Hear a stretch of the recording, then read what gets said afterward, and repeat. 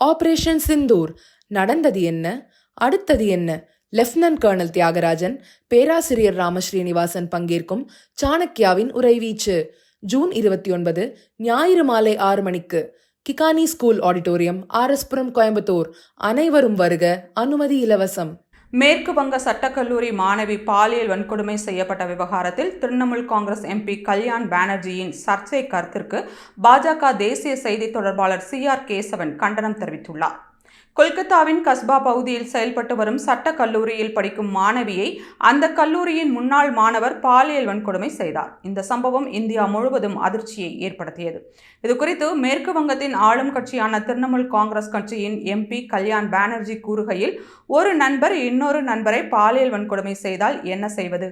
பள்ளிகளிலும் போலீஸ் இருக்க வேண்டுமா? இது ஒரு மாணவரால் இன்னொரு மாணவருக்கு செய்யப்பட்டதாகும். இந்த குற்றச்செயல்களையும் பாலியல் வன்கொடுமைகளையும் சில ஆண்கள் செய்கிறார்கள். எனவே பெண்கள் வக்கிர எண்ணம் கொண்ட சில ஆண்களுக்கு எதிராக போராட வேண்டும்.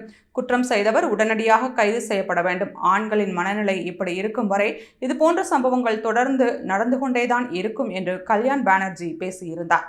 அவரது இந்த கருத்து சர்ச்சையான நிலையில் பாஜக தேசிய செய்தி தொடர்பாளர் CR கேசவன் பதிலடி கொடுத்துள்ளார். இதுகுறித்து அவர் கூறுகையில், பெண்கள் வாழ்வதற்கு மேற்கு வங்கம் நாளுக்கு நாள் சவாலான மாநிலமாக மாறி வருகிறது. ஒரு பெண்ணாக இருந்தும் மேற்கு வங்கத்தின் சகோதர சகோதரிகளுக்கு பாதுகாப்பு வழங்க அம்மாநில முதல்வர் மமதா பானர்ஜி தவறிவிட்டார். சந்தோஷ் காலி, ஆர்ஜிகர் மருத்துவமனை, சட்டக்கல்லூரி என அங்கு பாலியல் கொடூரங்கள் தொடர்கின்றன. திரிணாமுல் காங்கிரஸ் கட்சியின் உறுப்பினர் இந்த கொடூர குற்றத்தை செய்துள்ள நிலையில் அவர் கல்லூரிக்குள் எப்படி அனுமதிக்கப்பட்டார்? இந்த விவகாரத்தில் திரிணாமுல் காங்கிரசின் முக்கிய நிர்வாகியான கல்யாண் பானர்ஜியின் கருத்து அதிர்ச்சி அளிக்கிறது என்று CR கேசவன் கண்டனம் தெரிவித்துள்ளார்.